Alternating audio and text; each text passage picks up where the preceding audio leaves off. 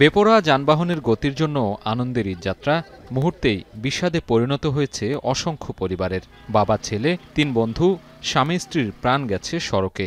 ফাঁকা রাস্তায় বেপরোয়া যান চলাচল আর ঈদযাত্রায় সড়কে বিশৃঙ্খলার অভাবে প্রতিবছরই ঝরে যায় অসংখ্য তাজা প্রাণ। আর আছে সড়ক মহাসড়কে মোটরসাইকেল দুর্ঘটনা।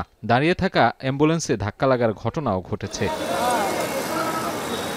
গেল কয়েক বছরের মতো এবছর ঈদুল আজহায় বাড়ি ফেরা ও ছুটির পর কর্মস্থলে ফিরতে গিয়ে সড়ক দুর্ঘটনার পরিসংখ্যান তুলে ধরে যাত্রী কল্যাণ সমিতি। সংবাদ সম্মেলনে সংগঠনটি জানায়, এবারের ঈদযাত্রায় ১৫ দিনে ৩৭৯টি সড়ক দুর্ঘটনায় নিহত হয়েছে ৩৯০ জন, আর আহতের সংখ্যা ১১৮২ জন। দেশের সড়ক মহাসড়কে বৃষ্টির কারণে ছোট বড় গর্তের সৃষ্টি হয়েছে।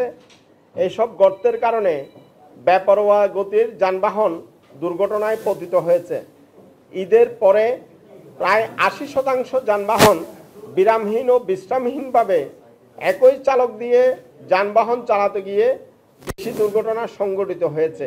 সড়ক দুর্ঘটনা মনিটরিং সেলের প্রতিবেদনে জানানো হয়, বিগত ঈদুল আজহার তুলনায় সড়ক দুর্ঘটনা ২২.৬৫% বেড়েছে, আর প্রাণহানি বেড়েছে ১৬.০৭%। এসব দুর্ঘটনার শীর্ষে রয়েছে মোটরসাইকেল। এছাড়া রেলপথে ২৫টি দুর্ঘটনায় ২৫ জন নিহত ও ১২ জন আহত হয়েছে বলেও প্রতিবেদনে জানানো হয়।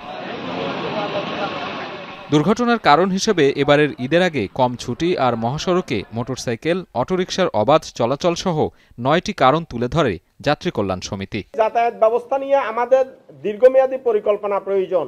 সড়কে সবার আগে আমাদের উন্নত গণপরিবহন ব্যবস্থা এবং ব্যবস্থাপনার সক্ষমতা।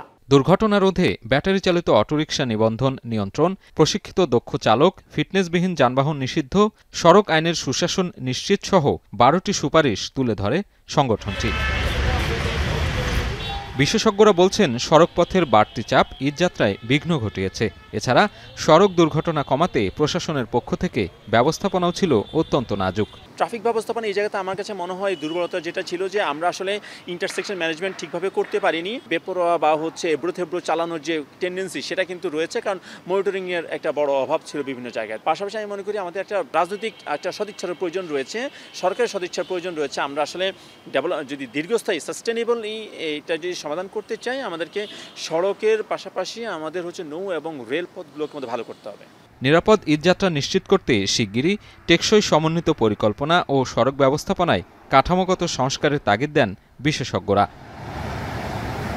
সাজিদ আরাফাত, এখন, ঢাকা।